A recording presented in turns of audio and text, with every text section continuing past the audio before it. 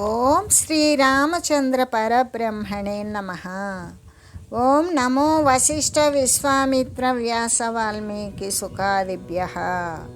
ఓం శుక్లాంబరధరం విష్ణుం శశివర్ణం చతుర్భుజం ప్రసన్నవదనం ధ్యాయేత్ సర్వవిఘ్నోపశాంతయే. ఓం నమో బ్రహ్మాదిభ్యో బ్రహ్మ విద్యా సంప్రదాయ కర్తృభ్యో వంశ ఋషుభ్యో మహద్భ్యో నమో గురుభ్యః. ఓం శ్రీరామో రామభద్రశ్చ రామచంద్రశ్చ శాశ్వతః రాజీవలోచన శ్రీమాన్ రాజేంద్రో రఘుపుంగవః. శ్రీ యోగ వాసిష్టము నిర్వాణ ప్రకరణము ఉత్తరార్ధము. ఆత్మబోధ కొరకుగాను తనదైనటువంటి స్వకీయమైనటువంటి బుద్ధి చేత ఆ యొక్క వివేకము మరే వైరాగ్యము మొదలైనటువంటి సాధనాల ద్వారా పరమేశ్వరుణ్ణి పూజించాలి. అలా వివేకము చేత ఏ యొక్క సత్య వస్తువు ఇదియే అని తెలిసి సత్య వస్తువును చేత సత్య వస్తువునే పూజించినప్పుడు ఆ వివేకము చేత సత్య వస్తువు యొక్క వివేకము చేత పూజితుడైనటువంటి పరమాత్మ ఆ క్షణమునందే ఎటువంటి అతిశయము లేనటువంటి ఆనంద స్వరూపమైనటువంటి మోక్షము అనేటువంటి వరాన్నే కదా ప్రసాదిస్తాడు అని చెబుతూ, అంటే ఈ ప్రకారంగా వివేకము చేత గనక పూజింపబడ్డా ఇక స్వాత్మ అనేటువంటి పరమేశ్వరుడు తక్షణమే నిర్తిశయానందము అనేటువంటి గొప్పదైనటువంటి వరాన్నే ప్రసాదిస్తాడు. ఈ ఆత్మ పూజ యందు రుద్రుడు కానీ ఉపేంద్రుడు కానీ మొదలైనటువంటి వారి యొక్క పూజ మరి శిథిలమైనటువంటి తృణములాగానే గోచరిస్తూ ఉంటుంది. అంటే చాలా స్వల్పముగా అత్యల్పంగా తోస్తూ ఉంటుంది అని చెబుతూ, అంతేకాదు ఓ రామ, విచారణ, ఏ విచారణ? ఆత్మతత్వ విచారణ. ఆ విచారణ అనేటువంటి దాని చేత శమము అంటే అంతరేంద్రియాల యొక్క నిగ్రహము, వాటి ద్వారా సత్సాంగత్యము అనేటువంటిది సత్తు యందు చరించేటువంటి వారి యొక్క సహవాసము చేత, వారి యొక్క సేవా భాగ్యము చేత అనేటువంటి అనుబలి చేతను, అంటే ఆ యొక్క అనుభవాన్ని సాధించడము చేత మొదలైనటువంటి పుష్పాల చేత. ఎటువంటి పుష్పాలు అన్నప్పుడు మనం ముందుగా తెలియజేసుకుని ఉన్నాం. అహింస, ఇంద్రియ నిగ్రహం, సర్వభూతముల యందు కూడా దయ కలిగి ఉండడం, క్షమ అనేటువంటిది, మరి శాంతి, తపస్సు, ధ్యానము, సత్యము అనేటువంటి ఈ యొక్క పుష్పాల చేత స్వాత్మ అనేటువంటి పరమేశ్వరుణ్ణి గనక పూజింపబడినట్లయితే ఆ క్షణమునందే మోక్షము అనేటువంటి ఫలితాన్ని ఆ పరమేశ్వరుడు ప్రసాదిస్తాడు అని తెలియజేస్తూ, అంతేకాదు ఈ పరమాత్మ యొక్క పూజ యందు మరి మిగతా పూజలన్నీ కూడా చాలా అల్పంగానే కనిపిస్తూ ఉంటాయి.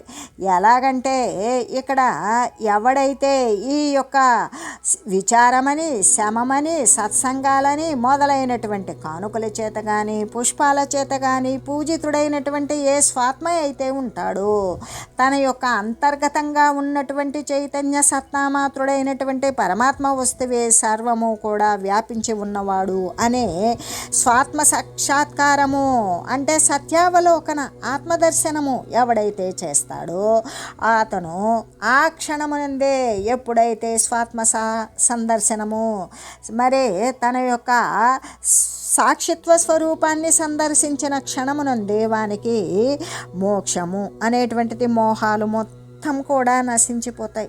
ఎప్పుడైతే అతిశయిల్లినటువంటి మోహము నశించిపోయిందో ఇక కేవలము వానికి నిర్వాణ పదమే ఉంటుంది అని చెబుతూ, ఆత్మదర్శన మాత్రము చేతనే పూజితుడైనటువంటి అతడు సర్వము కంటే ఉన్నతమైనటువంటి ఫలితాన్నే ప్రసాదించిన వాడే అవుతాడు అని చెబుతూ,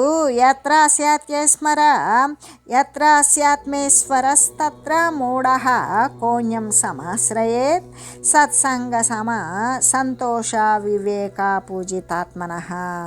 సత్సంగము అంటే ఏ విధంగా సాధు మహనీయులు వారి యొక్క జీవితాలను, వారు ధరించినటువంటి శరీరాలను పవిత్రీకరించుకున్నటువంటి వారు సాధు మహనీయులు. వారు ఎల్లప్పుడూ కూడా శాశ్వతమైనటువంటి సచ్చిదానంద ఘనస్వరూపమైనటువంటి ఆ పరమాత్మ యందే రమించేటువంటి వారు, సత్యమునందే చరించేటువంటి వారు ఎవరైతే ఉన్నారో అటువంటి వారి యొక్క సాంగత్యము, సహవాసము, వారి యొక్క సేవాభాగ్యము, దాని ద్వారా వానికి ఏం ప్రాప్తిస్తుంది? శమము అంటే వాని యొక్క మానసేంద్రియాలు, అంతఃకరణం అనేటువంటిది శుద్ధపడిపోతుంది.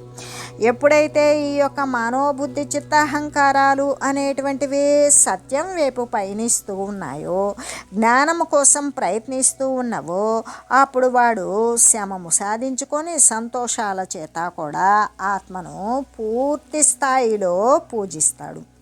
అలా పరమాత్మతత్వమే తను అయినటువంటి తన యొక్క స్వాత్మస్వరూపాన్ని పూర్ణంగా పూజించేటువంటి వానికి ఆ ఆత్మయే అయినటువంటి పరమేశ్వరుడు ఏ సమస్తమైనటువంటి ఫలాలను ఇస్తూ ఉన్నాడు అంటే ఇంకా ఇతరులని ఎవ్వరినీ కూడా వాడు ఆశ్రయించడు. ఎందుకు అంటే వాడికి ఇంకా ఆశ్రయించవలసినటువంటి కోరికలు ఏమీ మిగలలేదు. సర్వము కూడా మరి ఆ యొక్క పరమేశ్వర స్వరూపుడైన పరమాత్మ వస్తువైన పరమేశ్వరుడే ప్రసాదించేటప్పుడు ఇతరుల్ని ఇంకా కూడా ఈ యొక్క అస్థిరమైనటువంటి వస్తువులను పొందాలి అని ఏ మూర్ఖుడైనా ఇతరుల్ని ఆశ్రయిస్తాడా? ఆశ్రయించడు కదా అని చెబుతూ, ఎలాగంటే శిరీష కుసుమాయంతే శస్త్రాహి విషవాహ్నయ, కేవలము అంటే సత్యం యొక్క మరి దర్శనం ఎప్పుడైతే జరిగిందో, సత్యావలోకన మాత్రము చేతనే, ఆ సత్పదార్థం యొక్క ఆత్మదర్శన మాత్రము చేతనే వాడు పూజింపబడ్డాడు అనుకో. అలా పూజింపబడినప్పుడు వానికి మనకు పురుషార్థాలు అనేటువంటివి 4: ధర్మము, అర్థము, కామము అనేటువంటివి పురుషార్థాలు. కానీ పరమ పురుషార్థము, ఉత్తమ పురుషార్థము అని దేనిని చెప్పుకుంటాం? 4వది అయినటువంటి మోక్షాన్ని గురించి తెలియజేస్తారు. అటువంటి ఉత్తమమైనటువంటి పురుషార్థము, మోక్షాన్నే ఇచ్చేటువంటి ఆత్మ అనే ఈశ్వరుడు ఎక్కడైతే ఉన్నాడో అక్కడ ఎవడైనా సరే ఇంకా మరొక దైవాన్ని గురించి ఆశ్రయిస్తాడా మరొక కోరికను తిరగడం కోసం? అది వీలు పడదు కదా అని చెబుతూ, అంతేకాదు సత్సంగము, శమము, సత్సాంగత్యము, సంతోషము మొదలైనటువంటి వివేకాదులు వీటన్నింటి చేత కూడా సత్తు యందు చరించేటువంటి వారి యొక్క సేవను చేయడం, మరి అంతరేంద్రియ నిగ్రహాన్ని సాధించుకోవడం, ఎల్లప్పుడూ సంతోషముతో ఉండడం, అంతేకాదు ఇక ఏ యొక్క సత్య నిత్య శాశ్వతమైనటువంటి వస్తువు పరమాత్మ వస్తువే అనే విషయాన్ని లెస్సగా తెలిసి ఉండడం. ఈ విధంగా తెలిసి ఆత్మను పూర్ణంగా లెస్సగా పూజించేటువంటి వానికి ఇక ఏ యొక్క ఆయుధాలు కానీ, సర్పాలు కానీ, విషాలు కానీ, లేదా అగ్ని భయాలు కానీ ఇవన్నీ కూడా ఎలా పోతాయి అంటే దిరిసిన పువ్వులాగానే. ఎంతో అంటే దిరిసిన పువ్వు అంటే శిరీషం పుష్పం అని చెప్తారు కదా, శిరీష కుసుమం అనేటువంటిది దిరిసిన పువ్వులాగానే అతి కోమలంగా ఉంటాయి. ఏవి అంత కోమలంగా ఉంటాయి అంటే శస్త్రాలతో తగిలినటువంటి దెబ్బలు కానీ, సర్పాల చేత వేయబడినటువంటి కాట్లు కానీ, విషాలు అనేటువంటివి మనం విషప్రయోగం మన మీద జరగడం కానీ, లేదా అగ్నిభయాదులు ఇవన్నీ కూడా అతి కోమలంగా ఉంటాయి కానీ ఏమాత్రము బాధించవు. శాశ్వతమైనటువంటి ఆత్మతత్వాన్ని పూజించేటువంటి వానికి శాస్త్రాలు అంటే కత్తులు కానీ, విషం ప్రయోగము కానీ, అగ్ని కానీ మొదలైనటువంటివన్నీ కూడా శిరీష పుష్పంలాగానే అతి కోమలంగా తోస్తాయి అని కదా చెప్పుకున్నాం. ఇంకా కూడా అవివేకులైనటువంటి అల్పుల చేత, మహాత్ములు కాని వారి చేత, అవివేకులైనటువంటి అల్పులు అంటే వారు మహనీయులు ఎప్పటికీ కారు, వారి చేత చేయబడేటువంటి దేవతల యొక్క పూజ కానీ, తపస్సులు కానీ, దానాలు కానీ మొదలైనవన్నీ కూడా నిరర్ధకాలే. అంటే ఎటువంటి ప్రయోజనాన్ని కూడా సాధించలేవు. అటువంటి ఆ నిరర్ధకాలే అవడాన్ని బట్టి ఆ ఆత్మ పూజకునకు అవి భస్మంలాగానే గోచరిస్తూ ఉంటుంది. ఎవడైతే పరమాత్మ తత్వాన్ని ఇటువంటి సత్సాంగత్యము, శమము, సంతోషము అనేటువంటి దాని ద్వారా పరమాత్మ తత్వాన్ని పూజించేటువంటి వానికి బాహ్య సంబంధమైనటువంటి దేవతా పూజ కానీ, తపస్సు కానీ, దానం కానీ ఇవన్నీ కూడా వివేకము లేనటువంటి వారు దృశ్యమాన వస్తువులు సత్యము అని భావించేటువంటి అల్పుల చేత చేయబడేటువంటి ఈ పూజలు మొత్తం కూడా ఆత్మను సేవించేటువంటి వానికి ఇవన్నీ కూడా బూడిదలాగానే కనబడతాయి. అంటే వివేకము చేత గనక గావింపబడినట్లయితే ఈ దేవ పూజాదులు కూడా సఫలాలే అవుతాయి కదా. ఒకవేళ ఈ చేసినటువంటి దేవీ దేవతల పూజలు కానీ, లేదా మరి ఇంకా ఈ దానాలు, తపస్సులు ఇవన్నీ కూడా ఏ విధంగా చేస్తే అంటే వివేకము చేత, అంటే సత్య వస్తువు యొక్క, స్థిర వస్తువు యొక్క విషయాన్ని తెలిసి చేసినప్పుడు అవన్నీ కూడా సఫలమే అవుతాయి. అలాంటప్పుడు వాసనా త్యాగపూర్వకంగా, అంటే ఏ వాసనలైతే పట్టి కుదిపేసి మళ్ళీ అనేక శరీర రాకపోకలను కలిగిస్తూ ఉన్నావో అటువంటి వాసనను త్యజించి వేయాలి. ఆ కోరికలను వదిలివేసిన తర్వాత, వదిలివేయడం ద్వారా సత్య పదార్థమైనటువంటి ఆత్మ యొక్క విజ్ఞానము చేత వివేకము అనేటువంటిది స్పష్టంగా అంతఃకరణమున సాధించవచ్చు. అది ఎందుకు సాధించకూడదు? తప్పనిసరిగా సాధించవచ్చు అని చెబుతూ, ఎందుకంటే కోరిక లేకుండా చేయబడేటువంటి ఎలా యత్నో వివేక శబ్దాఖ్యో భవత్యాత్మ ప్రసాదతః, కోరిక లేకుండా నిష్కామంగా దాని పట్ల ఏమాత్రము ఆసక్తి లేకుండా చేయబడేటువంటి తపస్సు ద్వారా కానీ, లేదు దానము చే కానీ సాధ్యమైనటువంటి చిత్తశుద్ధి అనేటువంటిది సాధించుకోవాలి. ఆ చిత్తం ఎప్పుడైతే శుద్ధపడిపోతుందో ఆ శుద్ధపడినటువంటి చిత్తము చేతనే వివేకము అనేటువంటి పేరు కలిగినటువంటి ప్రయత్నం అనేటువంటిది ఉత్పన్నమవుతూ ఉంటుంది.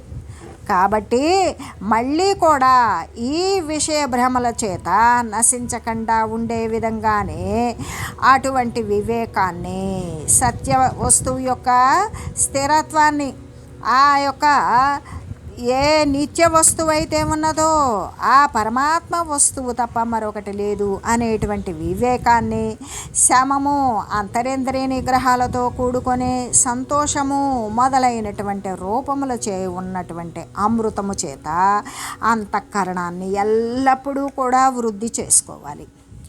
దేహసత్తామనాధృత్య యథాభూత దర్శనాత్ లజ్జాం భయం విషాదీర్ఘే సుఖం దుఃఖం చేయేత్ సమం జగదాది శరీరాది నాస్తే వాదౌ కుతోధ్యతత్. ఆత్మజ్ఞానము చేత దేహసత్తను అబద్ధంగా తెలియాలి. ఇది దేహము అనేటువంటిది అబద్ధము, ఇది వచ్చింది పోతుంది, ఇది మార్పులకు లోనవుతుంది, అనేక విషయాలకు తప్తమవుతుంది, సంతప్తమవుతుంది అనే విషయం తెలియాలి అంటే ఏం చేయాలి? ఆత్మజ్ఞానం తెలిసి ఉండాలి. పరమాత్మ తత్వాన్ని తెలిసినటువంటి వాడు మాత్రమే ఈ దేహం యొక్క ఉనికి ఇదంతా అబద్ధంగా గుర్తెరగలుగుతాడు. అలా అబద్ధంగా ఎరిగినప్పుడు వానికి అబద్ధమైనటువంటి దాని యందు దృష్టి ఉంచడానికి సిగ్గుపడతాడు. ఈ అబద్ధమైనటువంటి దానిని మరి కాపాడుకోవడానికి వాడికి భయపడతాడు. అంతేకాదు అది ఏమవుతుందో ఎలా ఉంటుందో అనేటువంటి విషాదము, ఎల్లప్పుడూ దుఃఖం ఉంటుంది. ఇక ఒకదానితో ఒకటి కూడుకొని హెచ్చైతే ఈర్ష్య, మరి తక్కువైతే అసూయ, ఇటువంటి సుఖాలతో దుఃఖాలతో మొదలైనటువంటి వాటినన్నింటినీ కూడా సమానంగా జయించి వేయాలి. అది జయించాలి అంటే వానికి ఏముండాలి? ఆత్మజ్ఞానం ఉండాలి. ఆత్మజ్ఞానం వల్ల వాడు ఏం తెలుసుకోవాలి? దేహసత్తను అబద్ధంగా గుర్తెరగాలి. అలా గుర్తెరిగినప్పుడు వానికి లజ్జ ఉండదు, విషాదం ఉండదు, భయం ఉండదు, ఈర్ష్య ఉండదు, సుఖ దుఃఖ రూపమైనటువంటివి ఇవేవి ఉండవు. అవన్నీ కూడా నశించిపోతాయి. ఎలాగంటే దేహము మొదలైనటువంటివి వాటికి కారణమైనటువంటివి జగత్తులు. అంటే ఈ దృశ్యమాన జగత్తునందే కదా శరీరాలు ఉత్పన్నము. అనేక శరీరాల యొక్క రాకపోకల సముదాయమే కదా ఈ యొక్క జగత్తు. అందుకే ఈ దేహాదులు, దానికి కారణమైనటువంటి జగదాదులు, వాటికి కారణమైనటువంటిది ఏంటి అంటే కేవలం అవిద్యే. ఆ అజ్ఞానము మొట్టమొదట అసలు ఉన్నదా అంటే లేదు. మరి అవిద్య అనేటువంటిది లేకపోతే అక్కడ జగత్తుల యొక్క ఉనికి లేదు. జగత్తే లేకపోతే దేహాదులకు కారణమైనటువంటి జగత్తే లేకపోతే దేహాలు ఉన్నవే లేవు. కాబట్టి మొదటనే ఇవేవి కూడా అవిద్య లేదు, జగత్తు లేదు, దేహాలు లేవు. ఇవన్నీ కూడా మొదట్లోనే లేనప్పుడు ఇప్పుడు ఎక్కడి నుండి వచ్చినవి అంటే ఇవేవి లేవు. మరి ఉన్నవి అని భావించడం అనేటువంటిది మిథ్యా, అబద్ధాన్నే మనం నిజంగా భావిస్తూ ఉన్నాము అనేటువంటి విషయాన్ని గురించి తెలియజేస్తూ, ఎలాగంటే యథార్థమైనటువంటి తత్వదర్శనము చేత ఏ వాస్తవమైన, సత్యమైన, నిత్యమైన, శాశ్వతమైనటువంటి తత్వదర్శనము చేత అప్పుడు దేహము అనేటువంటిది అబద్ధము అని తెలుస్తుంది. ఎప్పుడైతే సత్యాన్ని గుర్తించామో అప్పటి వరకు కూడా అసత్యాన్ని సత్యమని భావించినటువంటి అసత్యము యొక్క గుట్టు కాస్త రట్టయిపోతుంది. అప్పుడేమవుతుంది? ఆ సత్యము అనేటువంటిది తెలిసిపోతుంది. అది దేని ద్వారా తెలుస్తుంది? సత్య వస్తువును గురించి లెస్సగా తెలిసి ఉన్నప్పుడు మాత్రమే ఈ యొక్క అబద్ధమైనటువంటి విషయం అబద్ధంగా తేలిపోతుంది. అందుకే యథార్థ తత్వదర్శనము చేత దేహము అనేటువంటిది అబద్ధమే అని తెలిసినప్పుడు దానిని మనం ఆదరిస్తామా? ఒకసారి అబద్ధము అని తెలిసినప్పుడు ఏమాత్రము ఆదరించము. దాని యందు ఏమాత్రము కూడా ఆసక్తి ఉండదు. ఆ కాలమునందే మనకి ఎటువంటి సిగ్గు కానీ, భయము కానీ, విషాదం కానీ, ఈర్ష్య కానీ, విషయ సుఖాలు కానీ, దుఃఖాలు కానీ ఇవేవైనా ఉంటాయా? ఎప్పుడైతే వాటి యందు ఆసక్తి లేకుండా ఉంటామో ఇవన్నీ కూడా మనం వదిలివేస్తాము అని చెబుతూ, అయితే ఈ జగత్తు బ్రహ్మము అనేటువంటి కారణము యొక్క కార్యమే అని అన్నట్లయితే అప్పుడు కూడా ఇదంతా కూడా కేవలం ఏమై ఉన్నది అంటే ప్రకాశం మాత్రమే అయి ఉన్నది. నిర్మలమే అయినటువంటి బ్రహ్మము మాత్రమే అయ్యున్నది. ఎలాగంటే ఈ ఘటాది పదార్థాల యొక్క జ్ఞాన రూపమైనటువంటి ఆ బ్రహ్మము కంటే భిన్నముగా సత్యాలు అనేటువంటివి కానేరవు కదా. అంటే ఈ దృశ్య వికల్ప ప్రతిభ కూడా, ఈ దృశ్య సంబంధమైనటువంటి వికల్పాలు, ఈ ప్రతిభ అంతా కూడా ఏమై ఉన్నది? చిదాభాస జ్ఞాన రూపమే అయి ఉన్నది. ఆ యొక్క జ్ఞాన సత్తా యొక్క ఇది లేకపోతే ఈ దృశ్యమని, దేహమని, లోకమని, విశ్వమని, ప్రకృతి అని ఇవన్నీ మనం చెప్పగలుగుతామా? ఇవన్నీ కల్పితాలు, సంకల్పాలు, వికల్పాలు, భ్రమలు అని చెప్తామా? చెప్పలేం.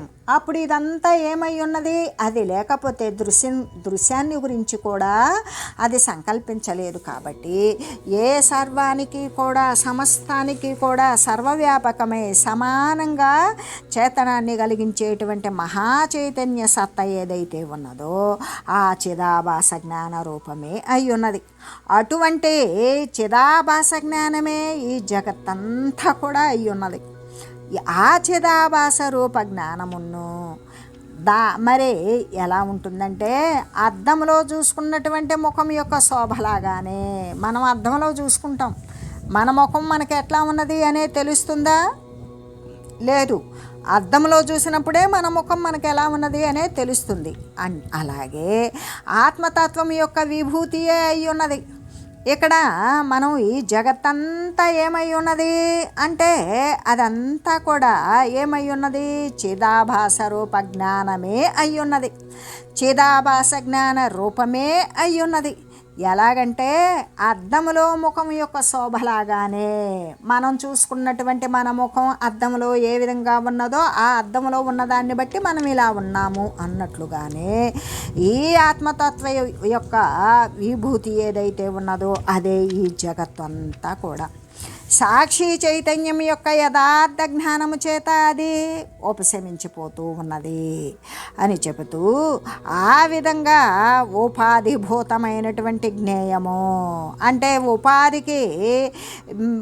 ఉపాధిభూతమైనటువంటి జ్ఞేయం ఏమై ఉన్నది, అంతా కూడా ఉపాధులన్నీ దృశ్యమునందే కదా కనబడతాయి. కాబట్టి ఆ దృశ్యం యొక్క అభావము చేత అసలు ఆ దృశ్యంనే ఎవరైతే భావించకుండా ఉన్నామో అప్పుడు ఇక దృశ్యం యొక్క జ్ఞానము అనేటువంటిది చెప్పడానికి సాధ్యమవుతుందా? లేదు. అందుకే అది అనిర్వచనీయమై కనబడుతూ ఉన్నది.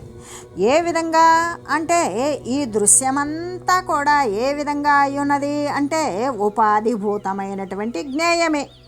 ఆ జ్ఞేయము అనేటువంటిది అంటే ఈ దృశ్యము అనేటువంటిది ఏదైతే ఉన్నదో దానిని ఎవ్వరం భావించాల. అప్పుడు భావించినప్పుడు ఆ దృశ్యం యొక్క జ్ఞానము, ఈ దృశ్యం ఇలా ఉంటుంది అని దాని గురించినటువంటి జ్ఞానాన్ని గురించి మనం చెప్పగలిగిన వాళ్ళమే అవుతామా? లేదు. అదంతా అనిర్వచనీయమే అంటే వచించడానికి సాధ్యము కాకుండా ఉంటుంది. ఈ ప్రకారంగానే అప్పుడు శరీరమని జగత్తని మొదలైనటువంటివన్నీ కూడా నశించిపోయి పూర్ణమై ఏమై సర్వము నిండిపోయి ఎలా ఉంటుంది, సర్వము శాంతమై అంటే ప్రసన్నమై, సర్వము కూడా మంగళకారకమై, శివస్వరూపమై, శాశ్వతమై, శిలలాగానే అంటే కదలనటువంటి పర్వతములాగానే నిశ్చలముగా మౌనముగా ఉన్నటువంటి బ్రహ్మమే కదా మిగిలి ఉంటుంది అనే చెబుతూ, శాంతాంతాః కరణాః స్వస్థాః శిలాపుత్రక కోశవత్ చలంతశ్చాలయంతశ్చ జ్ఞారూపాః ఏవ తిష్టత అగ్నేయజ్ఞత్వసద్రూపాః సదసత్సారరూపిణః ఆకాశకోశ విశదా భవతా భవభూమయః. కాబట్టి ఓ సభ్యులారా, ఓ జనులారా, మీరందరూ కూడా శిలాప్రతిమ యొక్క కోశములాగానే అంతఃకరణమునందు ప్రశాంతులై ఉండండి. అక్కడే స్వస్థమైనటువంటి చిత్తము కలిగిన వారై ఉండండి. ప్రపంచమునందు మీరు వ్యవహరిస్తూ ఉన్నప్పటికీ కూడా లేదు వ్యవహరింపజేస్తూ ఉన్నప్పటికీ కూడా అటువంటి చిద్రూపమైనటువంటి ఆత్మతత్వముగానే ఉండండి. ఇంకా కూడా జ్ఞానము జ్ఞేయ రూపమైనటువంటి ఏ త్రిపుటి అయితే ఉన్నదో జ్ఞాత జ్ఞానము జ్ఞేయము అనేటువంటి రూపమైన ఆ త్రిపుటి కంటే కూడా వేరై ఉన్నటువంటి సద్రూపులై సత్తుకు అసత్తుకు కూడా సారభూతమైనటువంటి ఆత్మస్వరూపము కలిగినటువంటి వారై ఆకాశములాగానే నిర్మలమైనటువంటి రూపము కలిగిన వారై సాంసారిక భూములకు పరమైనటువంటి బ్రహ్మమునందే స్థితి కలిగి ఉండండి. ఈ సాంసారిక అంటే రాకపోకలకు నిలయమైనటువంటి ఈ యొక్క వాటికి ఇతరమైనటువంటిది ఏమిటి అంటే శాశ్వతమైనటువంటి బ్రహ్మతత్వము. ఆ బ్రహ్మమునందే మీరు స్థితి కలిగి ఉండండి అని చెబుతూ, ఎలాగంటే ఓ జనులారా, రాతి బొమ్మలాగానే మీరంతా కూడా ప్రశాంతమైనటువంటి మనసేంద్రియాలు అంతఃకరణాలు కలిగినటువంటి వారై స్వస్థ చిత్తులై ఉండండి. ఇంకా కూడా లోకమును వ్యవహరిస్తూ ఉన్నప్పటికీ లేదా వ్యవహారం చేయిస్తూ ఉన్నప్పటికీ కూడా మీరంతా కూడా ఎల్లప్పుడూ చిదాత్మరూపులయ్యే ఉండండి. ఆత్మయందే స్థితిని కలిగి ఉండండి అనేటువంటి విషయాన్ని పదే పదే కూడా తెలియజేస్తూ, యథాస్థితం చ తిష్టంతి గచ్చంతశ్చ యథాగతం యథా ప్రాప్త్యైక కర్మాణః సంపద్యంతే బుధాః పరం.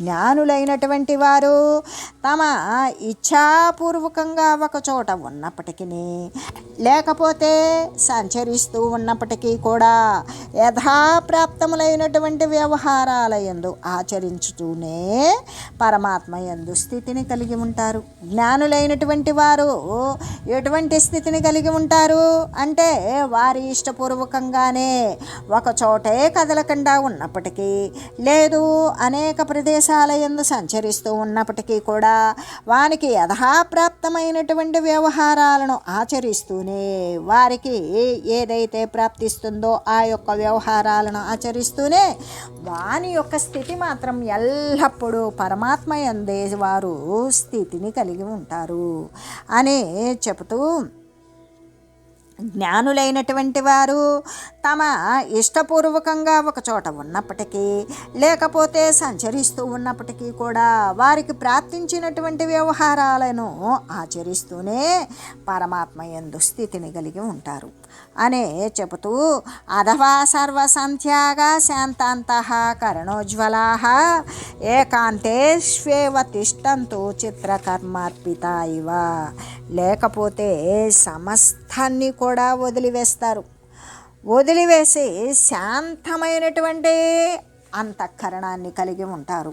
శాంతమైనటువంటి అంతఃకరణము అన్నప్పుడు ఏ ప్రసన్నమైనటువంటి మనోబుద్ధి చిత్తాహంకారాదులు కలిగి వారు ప్రకాశవంతమైనటువంటి చైతన్య సత్తాతో ప్రకాశవంతులై ఏకాంత స్థలముల యందు బొమ్మలో వేసినటువంటి అంటే వేయబడినటువంటి చిత్రములాగానే నిశ్చలముగా సమాధి యందు ఉంటారు. ఎలాగంటే సమస్తాన్ని కూడా వదిలివేస్తారు, ప్రశాంతంగా ఉంటారు, మాలిన్యరహితమైనటువంటి అంతఃకరణాలతో కూడి ఉంటారు. ఎటువంటి కలుషాలు దోషాలు లేనటువంటి మనోబుద్ధి చిత్తాహంకారాలు కలిగి మరి ఏకాంతమునందే ఒంటరిగానే ఒక్కరుగానే లిఖిత చిత్తరువులాగానే ఉంటారు. లిఖితం అంటే బొమ్మలో వేయబడినటువంటి బొమ్మలాగానే. మరి ఏ విధంగా బొమ్మను మనం లిఖిస్తాం అలాగానే వారు సమాధి యందు కదలకుండా ఉంటారు. సంకల్ప శాంతౌ సంకల్ప పురవత్సర్వదాఖిలం స్వప్నవచ్చ ప్రబుద్ధస్య సదైవాస్తం గతం జగత్తు. అంటే సమస్త సంకల్పాలు కూడా శమించిపోతాయి. ఇకప్పుడు ఆ శమించిపోయినటువంటి బుద్ధుడు వేరు, ప్రబుద్ధుడు వేరు. బుద్ధియుతుడు అన్నప్పుడు ఈ యొక్క అంతఃకరణాలు కలిగి ఉన్నటువంటి వాడు. ప్రబుద్ధుడు అన్నప్పుడు ఆ బుద్ధి ఎల్లప్పుడూ కూడా మరి దేనితో కలిసి ఉంటుంది? పరమాత్మతత్వంతో ఏకీకృతమై ఉంటుంది. అటువంటి సమస్త సంకల్పాలు నశించిపోయినటువంటి ప్రబుద్ధునికి ఈ జగత్తంతా కూడా ఎలా కనపడుతుంది అంటే సంకల్పపురములాగానే. ఏ విధంగా మనం కూర్చొని వర్ణించుకున్నట్లుగానే వానికి కల్పిస్తే కలిగినటువంటి నగరంలాగానే ఈ జగత్తంతా కూడా లేకనే ఉన్నట్లుగా కనబడుతూ ఉంటుంది. వానికి మానసికంగా అది లేనిదే అయి ఉంటుంది. స్వప్నములాగానే అంటే కళను అనుభవించేటువంటి వానిలాగానే మెలకువలోకి వస్తే అది లేకుండా పోతుంది. కాబట్టి అది అబద్ధమాత్రంగానే అనిపించి ఎల్లప్పుడూ కూడా అది అస్తమించినట్లుగానే కనిపిస్తూ ఉంటుంది. ఎలాగంటే సమస్తాన్ని వదిలివేసి ప్రశాంతమైనటువంటి నిర్మలమైన అంతఃకరణాలతో కూడుకొని ఏకాంతమునందే లిఖితం చిత్తరులాగానే సమాధి యందు ఉంటారు. అంతేకాదు సంకల్పము అనేటువంటిది శమించిందా ఇంకప్పుడు అక్కడ సంకల్పంతో ఏర్పడినటువంటి నగరం కూడా శమించిపోతుంది కదా. మేలుకొని ఉన్నటువంటి వానికి స్వప్నము అనేటువంటిది ఉంటుందా? ఉండదు.